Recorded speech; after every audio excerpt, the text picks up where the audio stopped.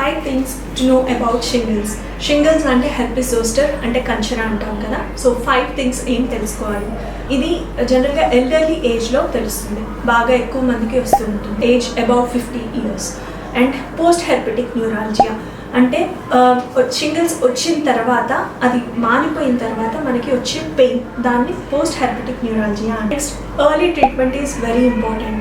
ఎంత షింగిల్స్ వచ్చిన 72 hours లోపలే మనం ట్రీట్మెంట్ తీసుకుంటే చాలా ఎఫెక్టివ్గా ఉంటుంది. మీ హెల్త్ కేర్ ప్రొవైడర్ అంటే డర్మటాలజిస్ట్ జనరల్గా మీకు వ్యాక్సినేషన్ అడ్వైస్ చేస్తారు, which is very important. Shingrix vaccination is very important for shingles to prevent shingles.